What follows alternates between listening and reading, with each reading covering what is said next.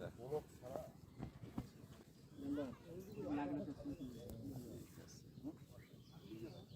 আচ্ছা, উজানে তো ভিতরে ঢুকতেছে না, না? আর ওই যে সামনটা একটু সমস্যা আছে, অল্প একটু সময়। ওই বাচ্চাগুলো তারা আছে তার সামন।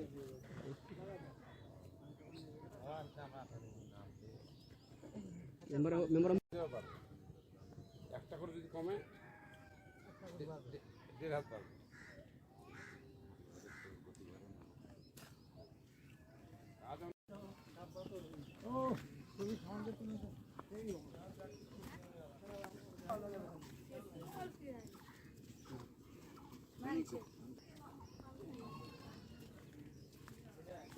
নৌকা যাওয়া ওই দেখ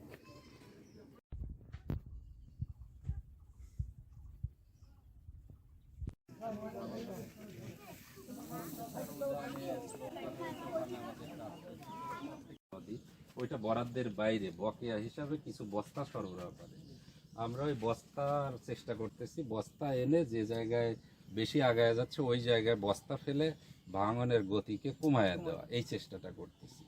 তারপর আবার শুকনো মৌসুমে ওইটার মতো যদি আবার বরাদ্দ নিয়ে এসে আবার টেন্ডারের মাধ্যমে কাজ করবো। এগুলো দুই ধরনের আমাদের কাজ হয়। এর বাইরে আমার ব্যক্তিগত তো কোনো বিষয় এখানে নাই, বুঝতে পারলেন? তো আমরা চেষ্টা করতেছি এবং প্রতিনিয়ত অফিসাররাও আসতেছে, আমরা রিপোর্ট পাঠাচ্ছি, বারবার হ্যামারিং করতেছি। তা আপনাদের পক্ষ থেকেও চেষ্টা করেন এমপি মহোদয়ের মাধ্যমে যাতে সব দিক থেকে চেষ্টা করে আমরা দ্রুত নিয়ে আসতে পারি। তা আমরা চেষ্টা করব এবং এটা আমি আজকে যে কথা বললাম, যিনি চিফ ইঞ্জিনিয়ার তাকে ভিডিওতে দেখাইলাম, উনি দেখলো, পজিটিভ মনে হলো। আশা করতেছি কিছু বস্তা হলেও আমরা দিতে পারবো, ঠিক আছে? দ্রুত সময়ে কিছু বস্তা হলে ফেলে এটা গত বন্যাও তো আমরা বস্তা ফেলে ওই জায়গাটা মোটামুটি গতি কমাইতে পারছিলাম না।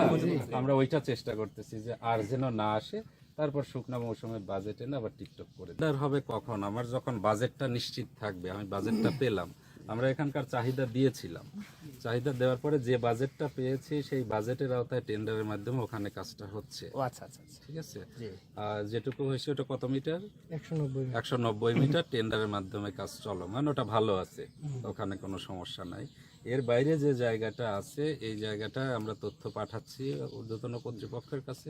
ওখান থেকে আমরা চেষ্টা করছি যে কিছু জিও ব্যাগ এনে ফেলে এই ভাঙনের গতিকে প্রশমন করার।